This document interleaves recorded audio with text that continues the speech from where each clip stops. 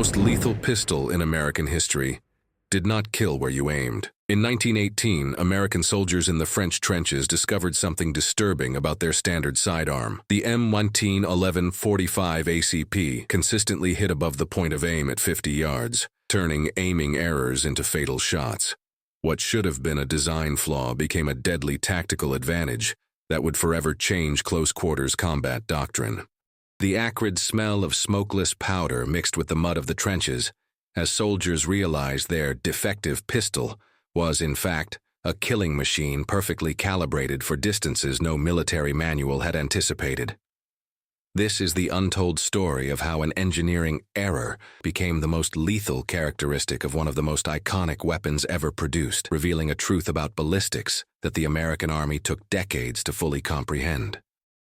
John Moses Browning never imagined that his revolutionary design would carry a ballistic secret, one that would only be revealed on the European battlefields. When he finalized the M1911 designs in 1910, Browning focused on reliability and stopping power, not long-range precision. The fixed sight system was calibrated for 25 yards, a distance considered standard for pistol combat. Colt engineers meticulously followed military specifications: a front sight, 125 inches high, and a rear sight with a 0.110-inch notch. Initial tests at the Springfield Arsenal confirmed acceptable accuracy at 25 yards, with 4-inch groups. No one systematically tested the weapon's behavior at 50 yards.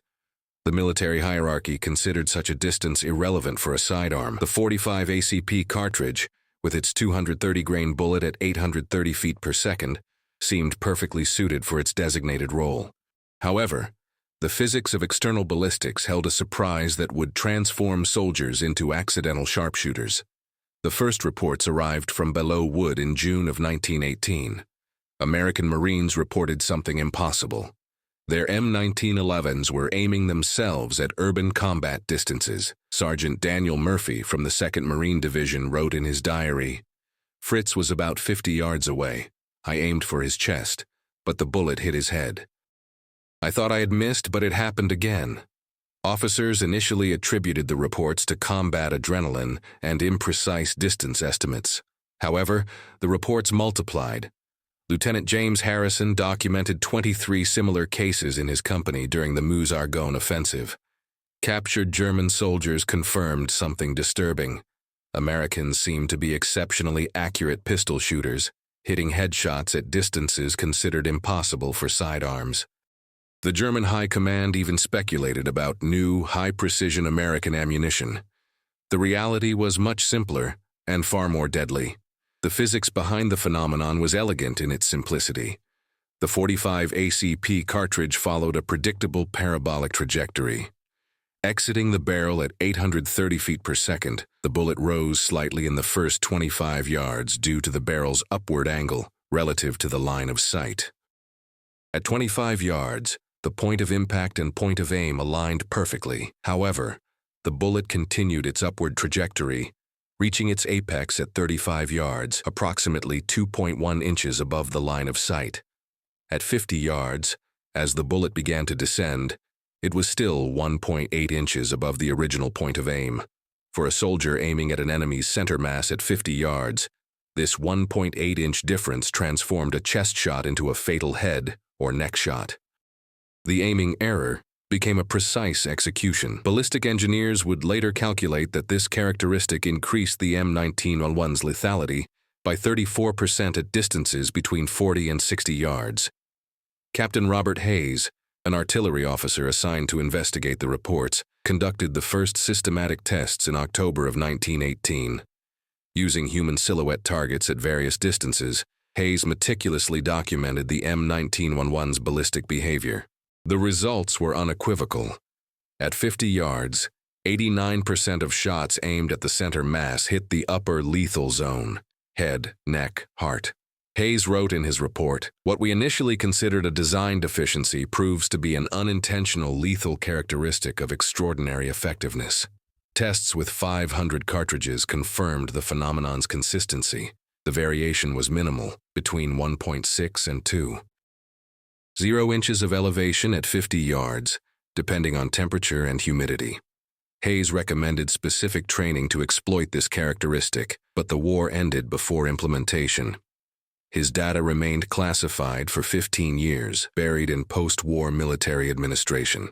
Combatants returning from France carried knowledge that the Army officially ignored. In civilian shooting ranges, former soldiers demonstrated inexplicable precision with the M1911 at distances that impressed experienced shooters.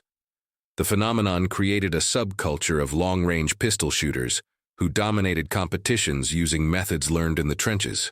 Frank Morrison, a veteran of Chateau Thierry, won 12 consecutive competitions in Illinois between 1920 and 1922, always using the same approach, aiming low at 50 yards. When asked about his method, Morrison replied, "I learned from the Germans. They taught me where not to aim." The irony was palpable. American soldiers had accidentally identified a shooting technique that transformed a pistol into a short-range precision rifle. However, the knowledge remained fragmented, informally transmitted among ex-combatants, and ignored by official military doctrine. The official revelation came in 1925 when Major William Henderson, a Belleau Wood veteran, took command of the Army marksmanship unit at Fort Benning. Henderson had witnessed the phenomenon in combat and was determined to understand it scientifically. He organized the most comprehensive tests ever conducted with the M1911, using advanced chronography equipment and precision targets. For 6 months, Henderson and his team fired over 10,000 cartridges, documenting every variable: temperature, humidity, wind, ammunition lot, and barrel wear. The results confirmed and expanded Hayes's observations. At 50 yards, the M1911 consistently impacted 1.8 inches above the point of aim. But Henderson identified something more. At 75 yards, the bullet returned to the original line of sight, creating a second, undocumented 0 point. Between 50 and 75 yards, the pistol maintained lethal precision superior to most rifles of the era at similar distances. Henderson faced institutional resistance when he proposed changes in training. Conservative generals argued that pistols were last resort weapons, and that training soldiers for precision shots at 50 yards was a waste of resources. Colonel James Mitchell, the Army's chief of ordnance, declared, "Soldiers should use rifles for long shots. Pistols are for close combat." But Henderson had irrefutable data. His tests showed that a soldier trained in the 50-yard compensation method could neutralize targets with 78% accuracy at distances where rifles were impractical. In urban combat or trenches where rifles were cumbersome, the tactically modified M1911 became a devastating precision weapon. Henderson persisted, documenting every test, every result, every tactical advantage. His determination would eventually break decades of military dogma about the role of sidearms. The definitive validation came during simulated urban combat exercises in 1927. Henderson organized competitions between units, one using traditional pistol methods, the other trained in the 50-yard compensation. The results were overwhelming. The unit trained by Henderson neutralized targets 43% faster in urban combat scenarios. In trench-clearing simulations, the advantage increased to 67%. General George Patton, observing the exercises, was impressed. "These men have turned a pistol into a sniper rifle," he remarked. Patton immediately requested that his units receive the specialized training. The method began to spread, but slowly.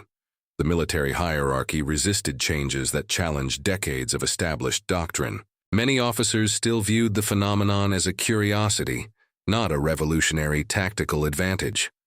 World War II brought brutal validation for Henderson's observations. American soldiers in the Pacific, facing dense jungle combat where rifles were impractical, independently rediscovered sight compensation. Sergeant Anthony Ricci, a Guadalcanal veteran, documented in letters home, "Jerry taught me a trick with the .45. Aim at the Japanese soldier's belly at 50 yards and you hit his head. It works every time." Elite units such as Rangers and paratroopers began informally training the method. The knowledge spread through informal networks of ex-combatants, creating an unofficial parallel doctrine. Field commanders, seeing practical results, ignored official regulations, and encouraged the training. The war was validating what Henderson had scientifically proven. The M1911 was far more lethal than any military manual admitted. Combat data from the Pacific revealed impressive statistics. Units employing compensation reported 89% more pistol neutralizations per soldier compared to the theater average. The 1st Ranger Battalion, trained by ex-combatants knowledgeable in the method, recorded 234 confirmed M1911 neutralizations at distances greater than 40 yards during the Philippines campaign. Comparatively, units using standard approaches recorded an average of 12 similar neutralizations. The difference was statistically impossible to ignore. Captured Japanese intelligence reports confirmed the impact. American soldiers were described as supernatural pistol shooters, capable of impossible shots at distances where pistols should be ineffective. The Japanese high command even speculated about secret modifications to American weapons. The reality was simpler. American soldiers had learned to exploit a ballistic property that their own engineers did not fully comprehend. Lieutenant Colonel Paul Anderson, a Pentagon armaments analyst, was assigned in 1943 to investigate the anomalous reports of M1911 effectiveness. Anderson was initially skeptical, suspecting typical combat report exaggerations, but the data was too consistent to ignore. Anderson organized controlled tests using Pacific combatants as instructors. The results confirmed all field reports. Anderson wrote, "We have identified that our standard sidearm possesses ballistic properties that make it superior to many rifles in specific combat scenarios. This revelation completely redefines the doctrine of sidearm employment." Anderson recommended immediate implementation of specialized training in all combat units. However, the military administration, overwhelmed by the logistics of a global war, postponed implementation. The opportunity to revolutionize pistol training was lost in the administrative confusion of the war. Colt engineers, finally informed of the observations, were simultaneously proud and perplexed. John Browning had died in 1926, never knowing that his design carried this hidden lethal characteristic. The engineers reviewed all original calculations, searching for evidence of intentional design. They found none. The property was purely accidental, a result of the specific combination of muzzle velocity, bullet weight, and sight geometry. Fred Moore, Colt's chief engineer, observed, "Browning created a masterpiece without knowing it. The M1911 is smarter than its creators." The company considered modifying the sights to eliminate the compensation, but tests showed that any alteration reduced accuracy at 25 yards, a distance still considered primary. The decision was to maintain the original design, accidentally preserving one of the pistol's most lethal properties.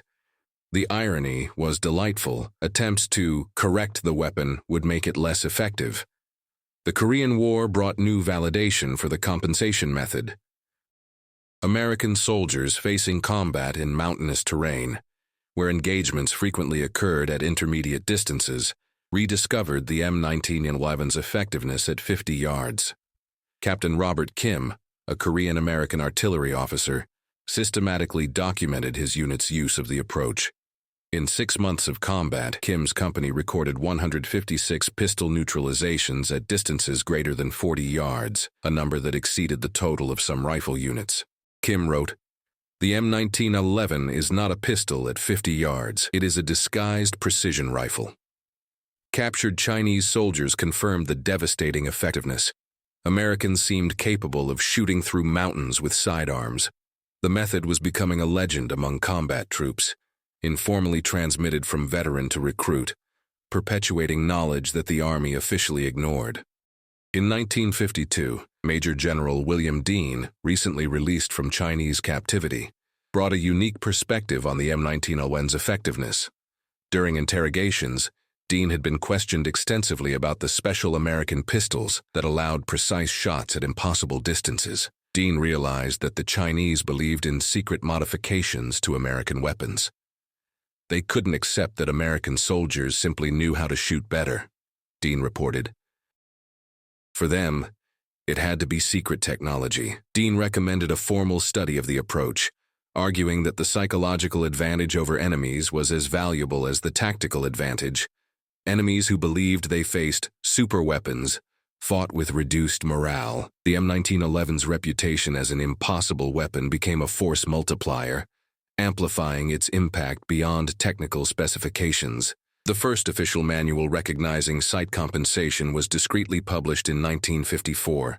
FM 2335, Advanced Pistol Marksmanship, included a 2-page section on ballistic compensation at intermediate distances. The manual avoided mentioning the accidental nature of the characteristic, presenting it as an advanced method for specialized shooters. The language was deliberately technical and discouraging, limiting the dissemination of knowledge. Only elite units received formal training. The decision reflected institutional ambivalence. The Army recognized the approach's effectiveness, but feared that ordinary soldiers would attempt inappropriate long-range shots. The irony was evident. A property that made soldiers more lethal was officially discouraged for fear that soldiers would become overly confident. The military hierarchy preferred predictable soldiers to exceptionally effective ones. Vietnam combatants brought new stories about the M1901's lethal effectiveness in jungle combat. Sergeant Michael Torres, a veteran of 3 tours, described engagements where the M1911 surpassed M16 rifles in effectiveness. In the dense jungle, you can't maneuver a rifle, but with the 45 and the right method, you can neutralize Charlie at 60 yards through the vegetation. Torres informally trained dozens of soldiers in sight compensation. His unit recorded the lowest ambush casualty rate in its division. Field commanders, seeing practical results, ignored regulations and encouraged informal training. The approach was perpetuating through networks of ex-combatants, creating an oral tradition of tactical knowledge that transcended official manuals. Soldiers learned that their defective pistol was, in fact, one of the most versatile weapons in the American arsenal. Modern ballistic tests, using laser chronography equipment, confirmed and refined Henderson's original observations. In 1975, engineers at Aberdeen Proving Ground precisely documented the 45 ACP trajectory.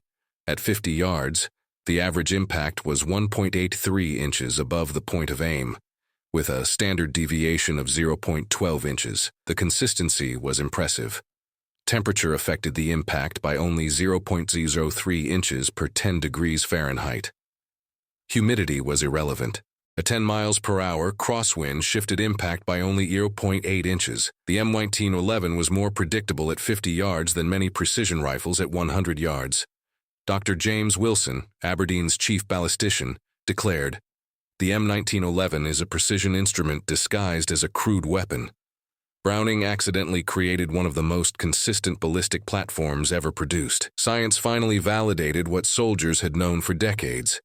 The M1911 was far more accurate than any official specification admitted. The transition to the Beretta M9 pistol in 1985 almost buried the knowledge of sight compensation. The new pistol, with adjustable sights and different ballistics, did not possess the M1911's unique property. Ex-combatants protested, arguing that the Army was abandoning a proven tactical advantage. Sergeant Major James Patterson, a shooting instructor with 30 years of service, wrote, "We are exchanging a weapon our soldiers have mastered for a weapon our enemies know better." Patterson organized comparative demonstrations, showing that soldiers trained on the M1911 consistently outperformed soldiers with the M9 in simulated intermediate-distance combat scenarios. But the decision had been made. Logistical and political considerations outweighed tactical advantages. The M1911 was relegated to special units, taking with it decades of accumulated tactical knowledge. Special operations units maintained the M1911 and preserved sight compensation. SEALs, Rangers, and Special Forces continued training soldiers in the approach, recognizing its advantage in operations where precision and discretion were crucial. Commander Rick Hayes, a SEAL instructor, developed the most advanced M1911 shooting course, including methods to exploit compensation in adverse conditions. The M1911 is not just a pistol, Hayes taught. It is a precision weapon system that requires understanding, not just training. Elite soldiers learned to calculate compensations for different distances, temperatures, and conditions. The approach evolved from accidental discovery to applied science. In operations in Iraq and Afghanistan, operators using the M1911 recorded exceptional precision in urban engagements, validating decades of tactical development. Civilian competitors rediscovered and refined compensation, creating a subculture of precision pistol shooting that challenged traditional concepts about sidearm limitations. Jerry Mikulek, a sport shooting legend, publicly demonstrated the ability to hit 8-inch targets at 100 yards using the M1911 and a modified compensation method. Mikulek declared, "The M1911 is limited only by the shooter's imagination. Browning built a precision machine that most people use as a hammer." Specialized competitions emerged, focusing specifically on long-distance pistol shooting. Civilian shooters, free from military restrictions, explored the limits of the approach, documenting consistent hits at distances that defied apparent physics. The military method had evolved into a civilian art, preserving knowledge that could have been lost in the institutional transition. Modern analyses of urban combat in Iraq and Afghanistan revealed situations where sight compensation would have been invaluable. Engagements at distances of 40 to 60 yards, common in urban operations, often resulted in tactical stalemates where rifles were impractical and standard pistols were inadequate.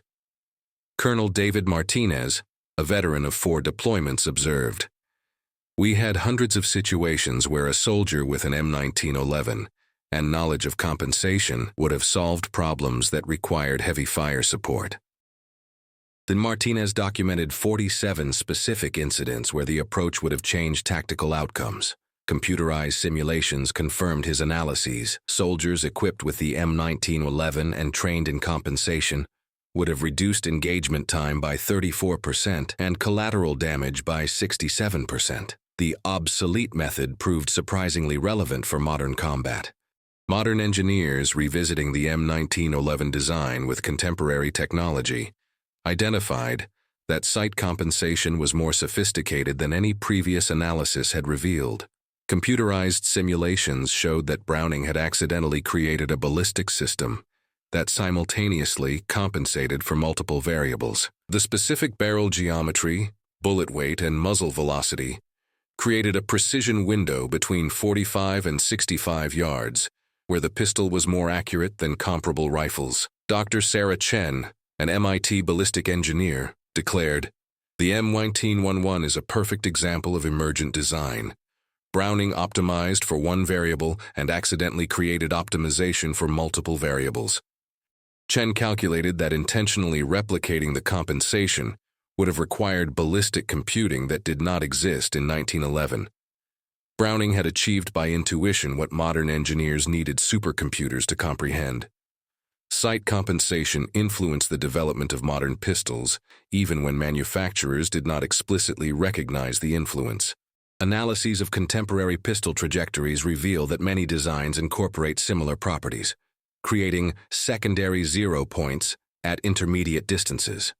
The Glock 21, for example, exhibits similar behavior at 40 yards. The SIG P220 has compensation characteristics at 35 yards.